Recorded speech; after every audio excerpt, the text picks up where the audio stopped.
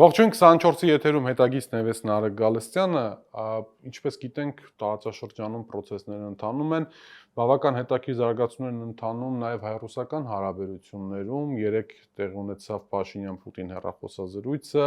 ինչպես նաև այսօր Ռուսաստանի արտաքին հետախուզական ծառայությունը բավական ծավալուն զեկույց էր տվել Հայաստան-Եվրամիություն, Հայաստան-Ռուսաստան փոխհարաբերությունների մասին, մասնավորապես ասվում է, որ Եմեն գիտակցում է ԵԱՏՄ-ից դուրս գալ դեպքում Հայաստանում տնտեսական ճգնաժամի անխուսափելիությունը, Եմեն պահանջում է Փաշինյանի կառավարությունից կրճատել ռուսական բիզնեսի ներկայությունը ռազմավարական ոլորտներում եւ խզել հումանիտար հարաբերությունները Ռուսաստանի հետ,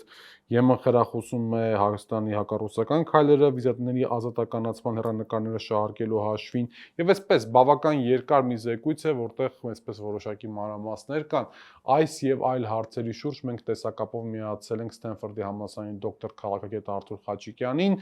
եւ խոսենք հենց այդ թեմաների մասին։ Պարոն Խաչիկյան, ողջունում եմ եւ շնորհակալ եմ ժամանակ գտնելու համար։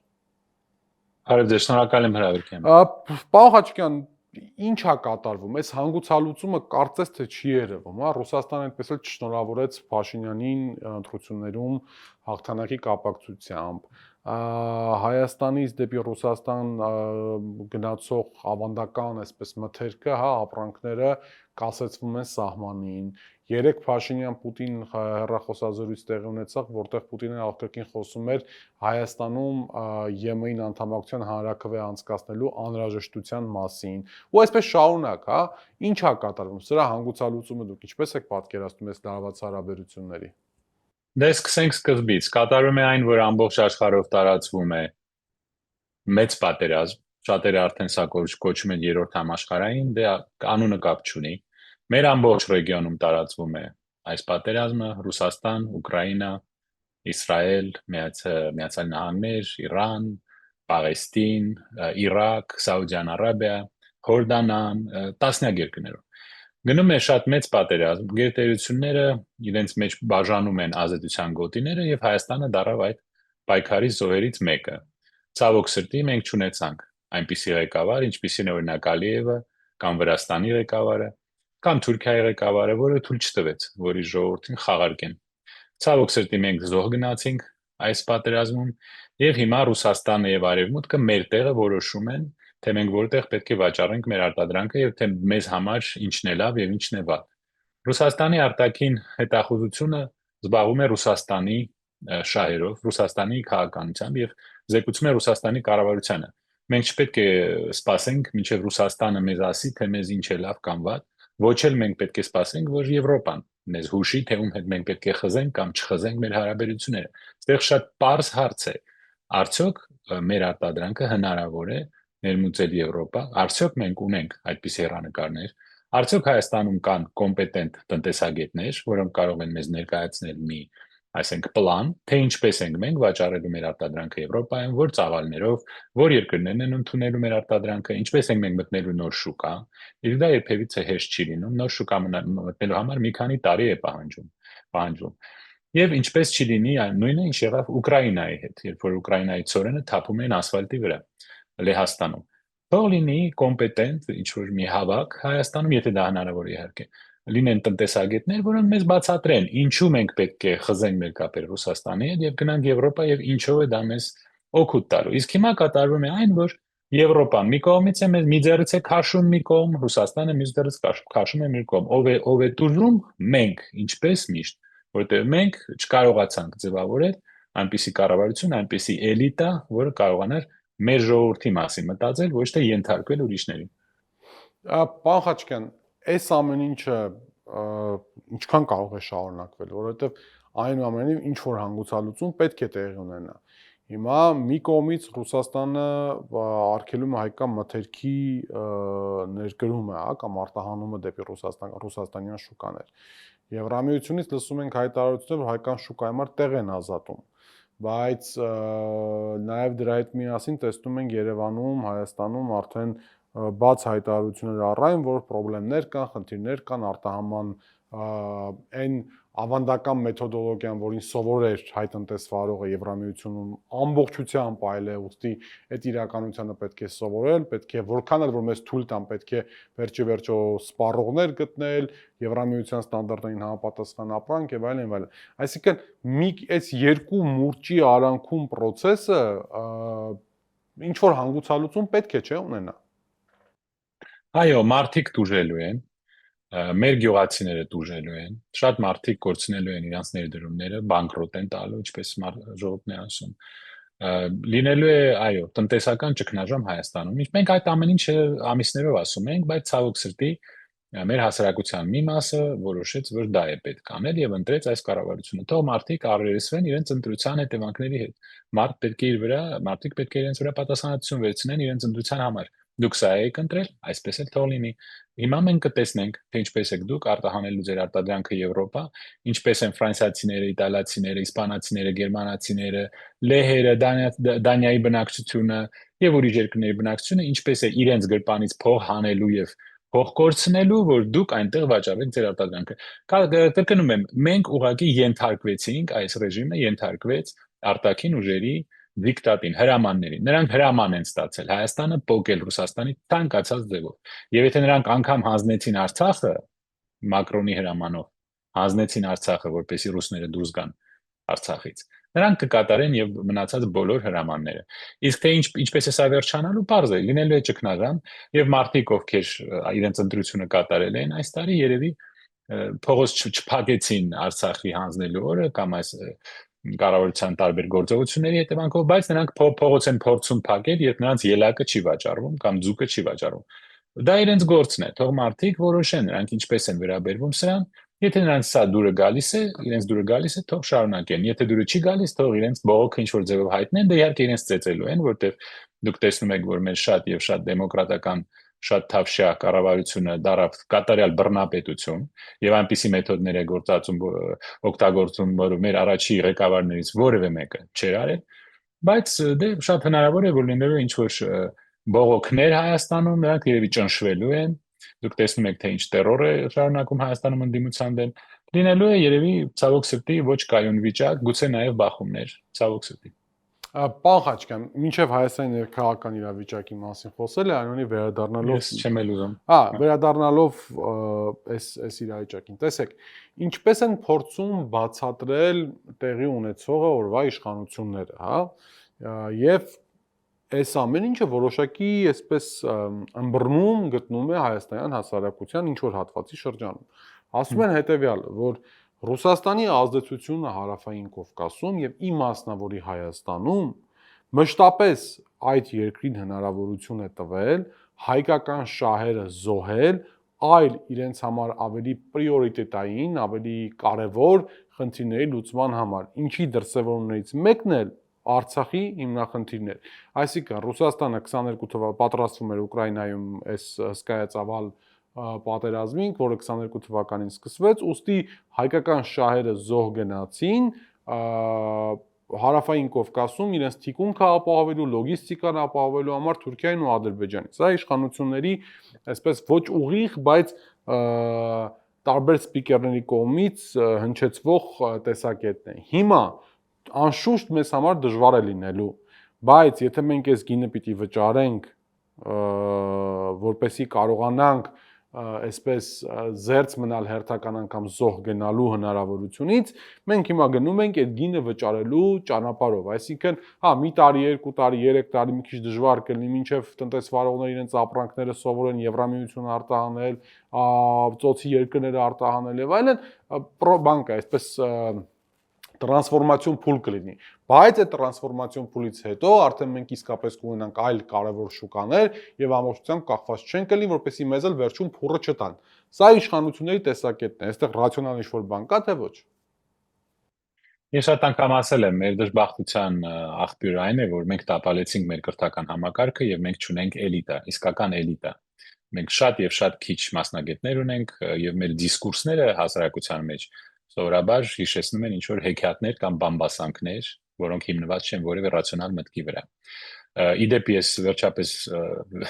առաջի հատորը իմ գրքի հրատարակեցի, շուտով թարգմանվելու է դա հայերեն, ես կարծում եմ դա որոշ ձևով կօգնի մեզ, որ գոնե մենք առաջի դասարան ավարտած մարդկանց տպավորություն թողնենք։ Ցանկացած երկիր հետապնդելու է իր շահերը, ցանկացած երկիր, եւ Ռուսաստանը, եւ Ֆրանսիան, եւ Միացյալ Նահանգները, եւ ուրիշ բոլոր երկրները։ Նրանք մեզ չեն օգնելու նրա համար, որ նրանք հիացած են, որ մենք առաջի քրիստոնյա ազգն ենք կամ որ մենք քիչ ենք, բայց մեզ հայ են ասում, այդպիսի բան չկա միջազգային քաղաքականության մեջ։ Ցանկացած երկիր մեզ օգտագործելու է իր շահերի համար, եթե մենք դա թույլ տանք։ Դրա համար պետք է խելամիտ ձևով այնպիսի հարաբերություններ կառուցել եւ Ռուսաստանի եւ Արևմուտքի հետ, որ մենք մեզ զոհ չտային, որ մենք չհանձնեինք Արցախը կամ գնալ ինչ որ փոխզիջման, ինչպես խոսք էր տվել այս կառավարությունը 18 թվականին, խաղաղ ձևով լուծել այս հարցը, գուցե ինչ որ ինքնավարություն ստանալ Ադրբեջանից, որը Ադրբեջանը իդեպ առաջարկում էր, բայց տապալել ամեն ինչ հանձնել եւ ասել, որ մենք դա անում ենք, որպեսզի Ռուսաստանից ազատվենք, դե վաղ նրանք կարող են ասել, գիտեք, եկեք դուրս գանք Հայաստանից, որովհետեւ Հայաստանը ստեղծելով Ռուսաստանը մեզ շահարկում է։ Մենք պետք է այստեղից դուրս գանք, Երևանն էլ փակենք, հանձնենք,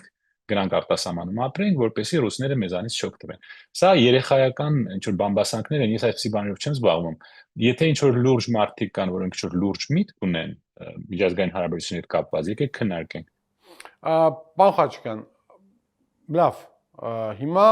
Երևանի արչև Մոսկվան, փաստացի Մոսկվան, դե յուրե ԵԱՏՄ անդամ մնացած երկրները, բայց ակնհայտ է, որ փաստացիորեն խոսքը վերաբերում է Մոսկվային։ Մոսկվան այսպես բան է, պահանջ է դնում, հա, անընդհատ այդ նույն բանը կրկնվում է, այսինքն արդեն մենք ունենք այդ թեմայով փաստաթուղթ ԵԱՏՄ նստին ընդունված եւ դրան հաջորդող հայտարարություններ, ինչպես այդ հայտարարությունները պնդող կրկին այսպես ձևակերպումներ, ինչին ականատեսանք նաեւ երեք, երբ որ կարդացինք թե հայկական, թե ռուսական այսպես հաղորդագրությունները, մամուլի հաղորդագրությունները Փաշինյան-Պուտին հեռախոսազրույցի մասին։ Մոսկվայում անընդհատ ասում են՝ արեք հանրաքվե ԵԱՏՄ-ից դուրս գալու եւ Եվրամիությանը միանալու համար։ Ինչու է այս ամեն ինչը այդքան կարեւոր Ռուսաստանի համար, որ իրենք անընդհատ պնդում են դա։ Ըստ ձեզ։ Որովհետեւ սա նորմալ վիճակ չէ, երբ մի երկիրը օգտվում է մի միության եւ մի պետության բարիքներից, որը նա ստանում է այդ պետությունից, օրինակ իր շուկան, գազի գները եւ այլն, բայց բաց հայտարարում է, որ նա գնում է այդ երկրի թշնամու մոտ։ Դա նորմալ չէ։ Դա նույն բանն է, ինչպես ասել եմ, որ ասենք ամուսինը գատուն, իր կնոջ հետ ապրի, օգտվի իր ընտանիքի բոլոր բարիքներից, կինը իրեն սպասարկի, ճաշ պատրաստի եւ նա իրեն ասի, գիտես, սիրելիս, ես շատ քեզ սիրում եմ, բայց մի քանի տարի հետո կգնամ սիրուհուս մոտ։ Այդպիսի բան չի արվում, սա նորմալ չի։ Մենակ մեր մոտ է սա հնարավոր, որովհետեւ սա ռացիոնալ իրավիճակ չի։ Եվ անգամ եթե մտադրություն կար զարգացնել հարաբերությունները Եվրոպայի հետ, ինչու էր պետք դա ասել։ Ամեն ինչ չէ, որ պետք է բաց ասել։ Մանավանդ Մոսկվայում։ Դուք Մոսկվայում ասում եք, որ այո, մենք կօգտվենք ձեզանից, բայց կգնանք ձեր թշնամու մոտ։ Հետո ձեր թշնամուն հրավիրում եք Երևան։ Գիտեք, սա ինչ որ շիզոֆրենիկ քաղաքականություն է, ես սա չեմ կարող բացատրել։ Եթե դուք ուզում եք ռացիոնալ քաղաքականություն տեսնել, նայեք Ալիևին, նայեք Էրդողանին, նայեք Վրաստանին, նայեք Կենտրոնական Ասիային։ Ալիևին անպայման կանադառնանք, որտեղ ես այստեղ խել հարց ունեմ Ալիևի ռացիոնալիզմի վերաբերյալ։ Բայց մի ուրիշ հանգամանք կա, որ դուք ասում եք պետք է, եթե ուզում եք Եվրոպայի հետ հարաբերություն, դա չպետք է լինի ի վնաս Ռուսաստանի։ Ինքը Ռուսաստանի հատուկ ծառայությունները այսօր այդ SVR-ը, արտաքին հետախուզական ծառայությունը հանդես եկավ հայտարարությամբ, որ Եվրամիությունը ինչքան որ դու մոտենում ես իրեն, ինքը այնքան պահանջում է ուժեղացնել հակառուսական տրամադրությունները, այսինքն կոնկրետ գործողություններ անել։ Հնարավոր է արդյոք ԵՄ-ի հետ նորմալ փոխհարաբերություններ խորացնել, ռազմավարական հարաբերություններ եւ դա այս աշխարհակաղակական ժամանակահատվածում չհակադրվեր ռուսական շահերին։ Ոչ միայն հնարավոր էր, այլ դա այդպես էլ արվում էր։ Եթե դուք հիշեք, թե մենք ինչ պայմանագիր ստորագրեցինք երրորդ նախագահի ժամանակ ՍԵՊԱ-ն, մենք ստորագրեցինք այդ պայմանագիրը մնալով Ռուսաստանի հետ նույն դաշինքում, բայց մենք Եվրոպայի հետ նույնպես ստորագրեցինք մի պայմանագիր։ Բայց ակտիվ ռազմական գործողություններ չկային Եվրոպայում, իսկ այսօր փաստացի Եվրոպայում պատերազմ է ընթանում Ուկրաինա-Ռուսաստան։ Այո, վիճակը թեժացել է, այո, վիճակը ավելի թեժ է դարձել, Բայց նայեք օրինակ Ալիևին, ինձ անընդհատ մեղադրում են, որ ես անընդհատ այդ մարդու մասին եմ խոսում։ Նա ոչ բարեկամ պետության ղեկավար է, բայց եթե դուք նայեք ռացիոնալ իր քաղաքականությանը, դուք երբևիցե լսել եք, որ Տիկին Ուրսուլան իրեն համբյուրելուց իրեն ինչ որ պահանջ դնի, թե նա ինչպես պետք է իրեն պահի Ռուսաստանի հետ, այդպեսի բան չկա։ Այդպիսի Թուրքիային բան չկա, կարողացան պարոն ստիպել։ Խաչիկյան, այդպիսի բան չկա, բայց ես առնվազն վերջին 6 ամսվա ընթացքում քիչ էլ ավել երևի թե, ռուս-ադրբեջանական հարաբերությունները մեղմ ասած սրվել են, իսկ վերջին 1 ամսվա ընթացքում օկուպացված Շուշիում ընթացող մեդիա ֆորումի ժամանակ, ինչպես նաև դրանից հետո փաստացիորեն Մերցի հետ հանդիպման ժամանակ Գերմանիայի կանցլերի Ալիևը բավական ծանր հակառուսական հայտարարություններով հանդես եկավ։ Այո, նա դա արեց, իսկ կարծում եմ դա այն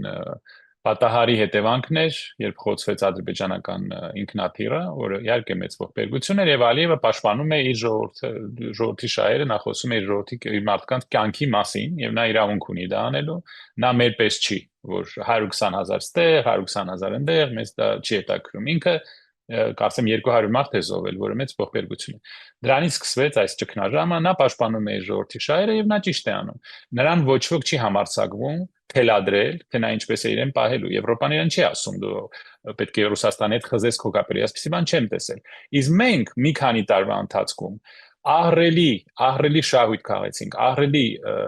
ձևով աճեց մեր եւ տնտեսությունը եւ մեր առևտուրը այն բան պատճառով, որ մենք կամուրջ դարձանք Ռուսաստանի եւ Արևմուտքի միջև։ Եվ այս բոլոր այս թվերը, որոնցով նրանք այդքան հպարտանում են, դա մեծ մասը հենց Ուկրաինայի պատերազմի հետևանքն էր։ Եվ մենք դա անում ենք։ Իհարկե նրանք փորձեն մեզ ճնշել, բայց եթե մենք ցանկացած ճնշմանը պետք է զիջենք,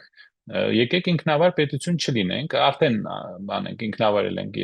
մեծ հարց է, մենք սուվերեն պետություն ենք, թե ոչ։ Եթե դուք չեք ուզում պետություն լինել, մի եղեք, եթե ամեն ինչին զիջելու եք եւ ենթարկվելու եք, կարելի է այդպես անել։ Բայց պարոն Խաչիկյան, եկեք ընդունենք հետեւյալ իրականություններ, էլի, որ իհարկե ես հեռու եմ միջազգային հարաբերություններում արդարություն փնտրելուց, հավասարություն փնտրելուց, այդ ազնվություն փնտրելուց, դրանք այսպես գիմնազիստկայի ժանրին պատկանող խոսակցություններ են, բայց Երևանից հնչող ցանկացած հայտարարություն Ռուսաստանում ընդունում են սարսափելի ծանր եւ սարսափելի հակազդեցություն է ունենում, այսինքն առավոտից իրիկուն իրենց ֆեդերալ ալիքներով մենք տեսնում ենք, թե ինչ ծանր քննադատության է ենթարկվում Հայաստանի իշխանությունները եւ այլն, նաեւ գետնի վրա պրակտիկ խնդիրներ են ստեղծվում Հայաստանի համար, հա։ Իսկ ահա Ալիևի հայտարարությունները, որոնք իրենց բնույթով մի քանի անգամ ավելի լկտի են, ավելի այսպես ձեռնոց նետող են, Մոսկվայում ամենաբարձր մակարդակով մեկնաբանում են շատ մեղմ, շատ այսպես հասկանալով, սուր անկյունները հարթելով, միթե Ռուսաստանի վիճակը այսօր այնքան է ծանրացել, որ ինքը հարավային Կովկասից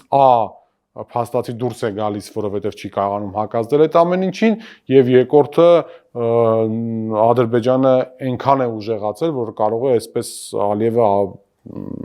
փաստացի Պուտինի դեմքին բան նետի, ձեռնոց նետի։ Այո, դուք ճիշտ եք, որոշ տարբերություն կա իրենց վերաբերմունքի մեջ Հայաստանի վերաբերյալ եւ Ադրբեջանի, այո, դա կա։ Եվ սա կոչվում է դիվանագիտություն։ Ռուսաստանը հիմա պատերազմում է ամբողջ Արևմուտքի հետ, մոտ 30 պետության հետ, մի երկիր պատերազմում է 30 երկրի հետ։ Վիճակը բավականին լուրջ է։ Ռուսաստանը որոշ ձևով այո կարելի է ասել, որ չի պարտվում, անգամ որոշ աղբյուրների առաջ է շարժվում, Ռուսաստանի բանակը առաջ է շարժվում, բայց վիճակը շատ ծանր է եւ Ռուսաստանի համար եւ Արևմուտքի համար ահռելի զոհ է։ Այս իրավիճակում նրանք կարիք ունեն Ադրբեջանի եւ Թուրքիայի, քանի որ դրա մասին խոսել եմ մի քանի տարի, որ նրանք փաստորեն իրենց հետ բիզնես են անում։ Ադրբեջանը եւ Թուրքիան դարել է իրենց դարպասը դեպի արտաքին աշխարհ։ Ռուսաստանի բնակչության մեծ մասը հենց Թուրքիայով է թռնում, ասենք, որևէ արտասահմանյան երկիր, ամբողջը Turkish Airlines-ով են գնում։ Թուրքիայով արտահանում են իրենց գազը, Ադրբեջանով արտահանում են իրենց գազը, եւ Եվրոպան Ադրբեջանին չի պատժում դրա համար։ Այսինքն նրանք կարիք ունեն Թուրքիայի եւ Ադրբեջանի, բիզնես են անում իրենց հետ, ահռելի տնտեսական շահեր կան այնտեղ, դրա համար նրանք ավելի փափուկ են խոսում։ Եվ Մոսկվայում կա պրո-թուրքական լոբի, մենք ունենալով 2 միլիոն մարդ եւ ահռելի ազդեցություն Ռուսաստանում, մեծ մարդիկ, շատ մեծ ազդեցություն հարուստ մարդիկ, որոնք մենք ունենք Մոսկվայում, մենք չկարողացանք դա օգտագործել ինչպես միշտ այդ հարցում էլ մենք տապալվեցինք, իսկ Ադրբեջանի եւ Թուրքիայի լոբին շատ հաջող է եւ ահռելի ազդեցություն ունի Մոսկվայում։ Այո, սա մի մասը սրա Ուկրաինայի պատերազմի հետևանքն է, որը իհարկե մեր մեղքը չէ, իսկ մյուս մասը դա այն է, որ մենք չկարողացանք մեր լոբին ճիշտ ձևով կազմակերպել Մոսկվայում։ Պարոն Ղաչկյան, ստեղծվում է տպավորություն, որ Ռուսաստանում խնդիր ոչ թե դրված է եղել եւ շարունակում այսպես փոխել հայաստանյան իշխանություններին, ինչի մասին ընտրություններից առաջ խոսվում էր, այլ ընդհանրապես պատժել Հայաստանի Հանրապետությանը։ Ինչի եմ սա ասում, հա, որովհետեւ եթե անգամ Մոսկվայում որոշել էին փոխել Փաշինյանին, օգնել փոխել Փաշինյանին, ապա արդյոք տրամաբանության մեջ տեղավորվում էր այն քայլերը, որոնք Մոսկվայում սկսեցին իրականացնել եւ որոնք փաստացի հակառակ էֆեկտը տվեց։ Օրինակ, հա, Փաշինյան-Պուտին հանդիպման ժամանակ հղում անել, որ Հայաստանում կան ռուսամետ ուժեր, իրենց հանգարց խնդրում ենք չնեղացնել, որը Հայաստանում անմիջապես գիտեք ինչպես թարգմանվեց։ Իսկ թարգմանվելու կարիք չկար, ուղիղ խոսք էր։ Կամ ընտրություններից մի քանի օր առաջ սկսեցին տնտեսական այդ սահմանափակումները, որոնք էլի հակառակ էֆեկտ տվեցի մարդկանց մոտ, այսինքն մարդիկ ասեն չհասկացա, դու հիմա փակում ես սահմանը, որ ես ստիպված գնամ այլ կերպ քվեարկեմ, այսինքն այն մարդիկ, որոնք գնացին Փաշինյանին ընտրեցին, կամ այդ չգիտեմ, բանի մասին խոսակցությունները, որ Ռուսաստանից գալիս են Հայաստան ընտրելու։ Սրանք բաներ են, որոնք մեծ քաղաքականության մեջ պատահական չեն լինում, էլի, այսինքն ես չեմ կարծում, որ այդ հաշվարկները, որ նստում հաշվում են, չեն հասկանում, որ եթե սենց արեցին հակառակ էֆեկտն է տալու։ Դուք ստեղ այդ բանը չեք տեսնում, որ սա ոչ թե Հայաստանի իշխանությունների դեմ է Ռուսաստանի գործողությունները, այլ ոնց որ ընդհանրապես Հայաստան պետության դեմ լիներ։ Կան տարբեր տեսակետներ, կան մարդիկ, ովքեր ասում են, որ այդ սանկցիաները հակառակ էֆեկտ ունեցան, այդպիսի տեսակետ կա, ես լսել եմ դա։ Կան մարդիկ, ովքեր ասում են, որ դա անխուսափելի էր, եւ առանց այդ սանկցիաների նրանք ուղղակի շարունակում են անել ինչ որ նրանք անում են, կամաց-կամաց գնում են դեպի Եվրոպա, օգտագործելով Ռուսաստանը։ Երկու տեսակետներ կա,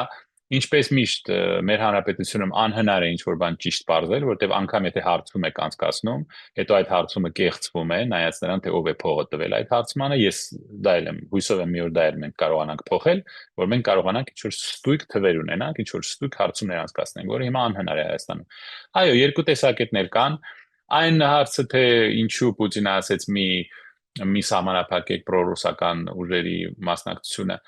Դե գիտեք, այո, հնարավոր է որ դա ինչ որ ձևով վնասեց այդ ուժերին, մյուս կողմից երբ որ Ռուսաստանը ոչինչ չի անում, ասում ենք ինչու չի անում, նա թույլ է, եւ որ Ռուսաստանը ինչ որ բան անում է, մենք ասում ենք ինչու է նա անում, ինչու է մեզ նեղացնում եւ այլն։ Այսինքն միշտ կարելի է մեղադրել ինչ որ երրորդ ուժին։ Փաստը այն է, որ Հայաստանի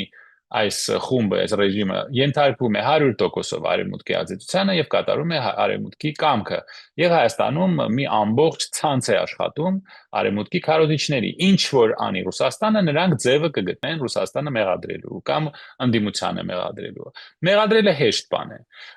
Նորից եմ ասում, ես չգիտեմ, երկու տեսակետներ կան, հնարավոր է, որ դա վնասեց գործին, բայց այդ չունենալով որևէ օբյեկտիվ տվյալներ, չունենալով որևէ հարցումներ, իմ համար դժվար է։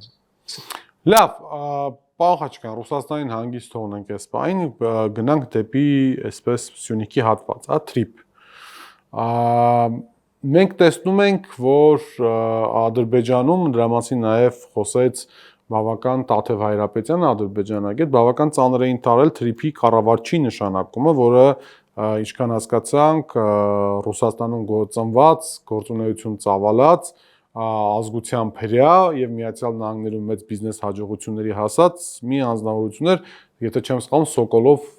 ազգանունով, եթե չեմ սխալվում։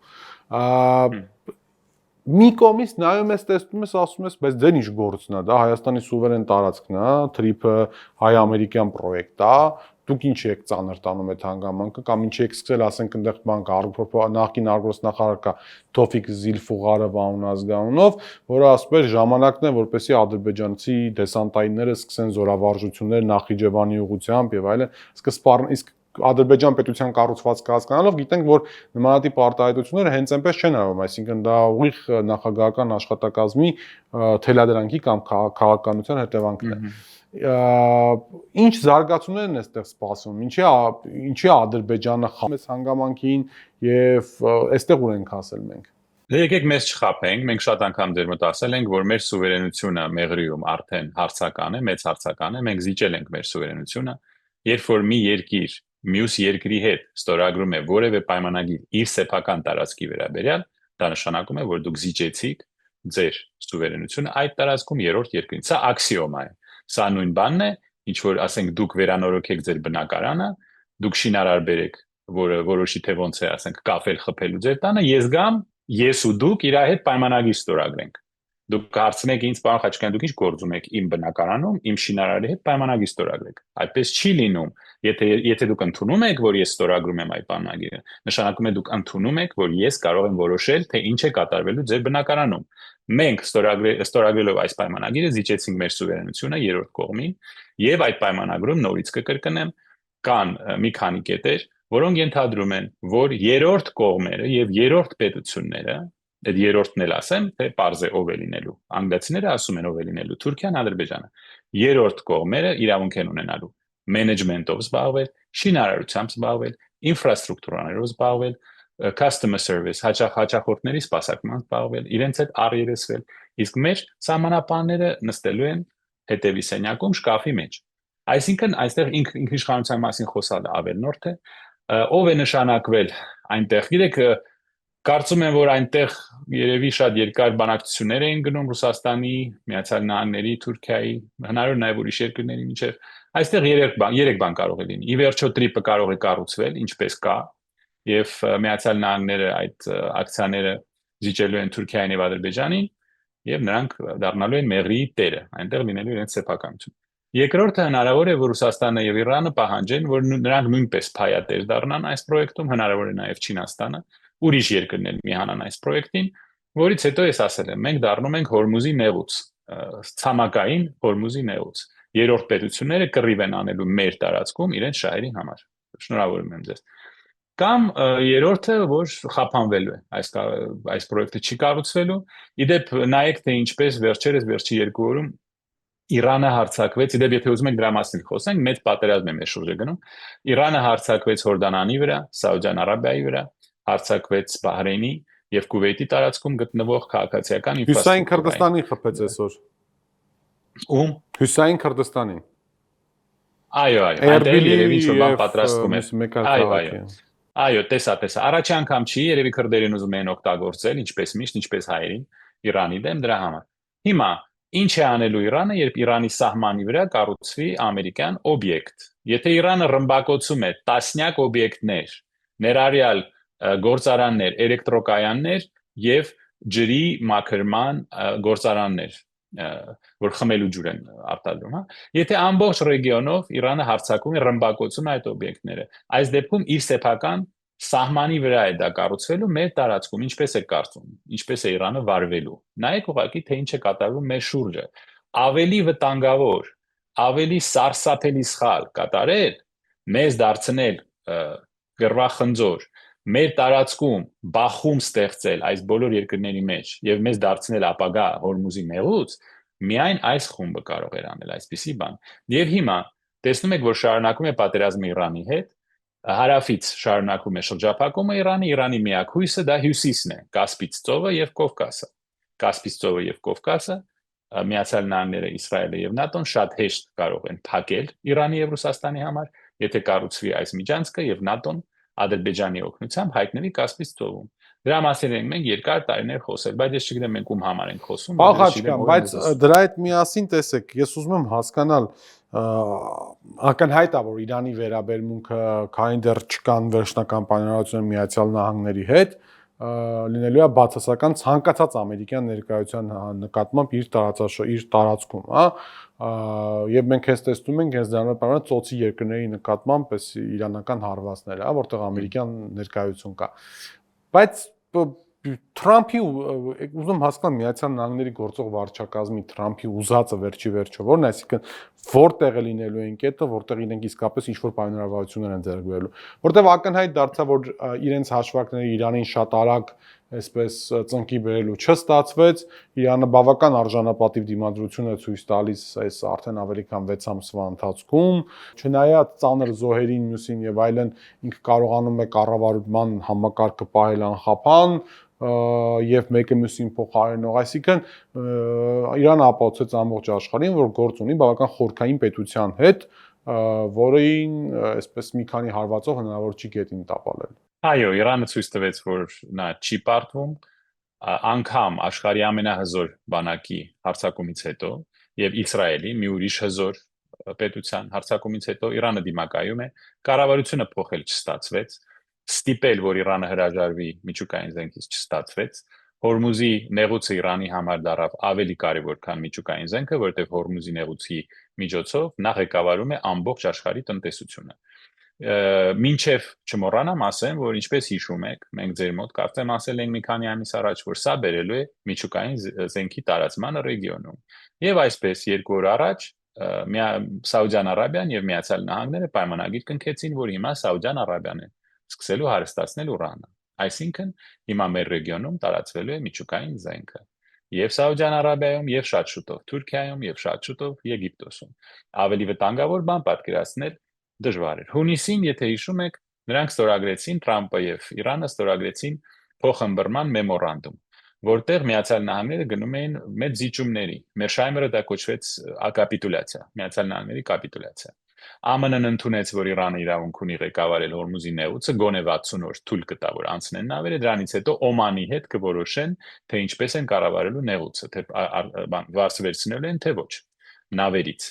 Եվ Իրանը պարտավորություն վերցրեց, այո, հրաժարվել միջուկային զենքից, ինչպես է դա արվելու բարձ չէ դեռ, գուցե երրորդ կողմն է վերահսկելու դա, եւ սանկցիաները պետք է հանվեին Իրանից։ Այսինքն մեծ զիջումներ էին Միացյալ Նահանգների կողմից, բայց դա էլ տապալվեց, հիմա շարունակում է պատերազմը։ Իրանի համար շատ կարևոր է վերահսկողությունը հաստատել Հորմուզի վրա, որտեղ այդպիսի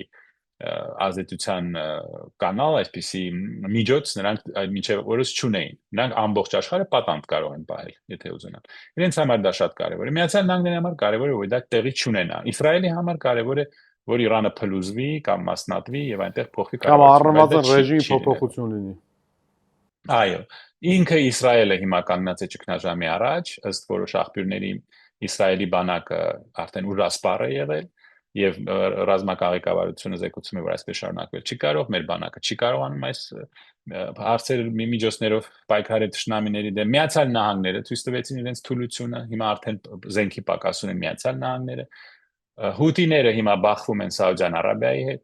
Լիբանանում Իսրայելը բախվում է Հիզբոլլայի հետ, Սիրիան ուզում են օգտագործել Հիզբոլլայի հետ Լիբանանում, Իրաքում բախումներ կան պրոիրանական խմբերի եւ կառավարական խմբերի, Աֆղանիստանը եւ Պակիստանը գնում են բախումների, Թուրքիան եւ Իսրայելը կարող են գնան բախման։ Ես ձեզ շնորհավորում եմ, սա լինելու է շատ հետաքրքիր ժամանակաշրջան, ես կարծում եմ մենք դեռ շատ հետաքրքիր հարցազրույցներ։ Պարոն Խաչիկյան, ես մի քիչ ձանձրալի ժամանակաշրջանի հավակնությունները անկեղծ ասած ունեի, հաշվի առնելով հետաքրքիր ժամանակաշրջանը ինչպիսի հետևանքներ կարող է բերել մեր պետության համար եւ ինչպիսի հետևանքներ բերել է արդեն, որովհետեւ փաստացի այս տեկտոնիկ փոփոխությունները տարածաշրջանում եւ աշխարհակարգի փլուզումը, այսպես ասենք, սկսվեց Ղարաբաղից, սկսվեց Արցախի օկուպացիայից։ Այո, դա կարևոր քայլ է, մեր ընկերները եւ Ռուսաստանում եւ Իրանում շատ մտածելու բան ունեն դրա մասին, թե անգամ եթե մեր կառավարությունը ինքը դավաճանեց իր ժողովրդին, անգամ այդ դեպքում ճիշտ էր արդյոք զիջել Ղարաբաղը։ Ռուսաստանի եւ Իրանի համար դա շատ մեծ հարված էր իրենց շահերին, բայց ինչպես մեր հայտնի գործիչներից մեկը ասել էր, մենք մեռանք ռուսներին սովորեցնել, թե իրենց շահերը ինչ են, եւ ճիշտ է ասում։ Մենք չպետք է ուրիշ երկրներին ասենք իրենց շահերը ինչ են։ Մենք պետք է խելք ունենանք եւ չդառնանք խաղաքարտ, բայց մենք այդ խելքը չկարողացանք ունենալ ցավոք։ Շնորհակալ եմ շատ, պարոն Խաչիկյան, ժամանակ գտնելու եւ մեզ միանալու համար, հույս ունեմ առաջիկայում շատ ավելի դրական այսպես փոփոխություններ կարողանանք իրար հետ զրուցել եւ մեկնաբանել։ Եվ այսպես իմ հյուրն էր Սթենֆորդի համալսարանի դոկտոր քաղաքագետ Արթուր Խաչիկյանը, մենք զրուցում ենք տեսակապով, մենք կհանդիպենք վաղը, մնացեք խաղաղությամբ։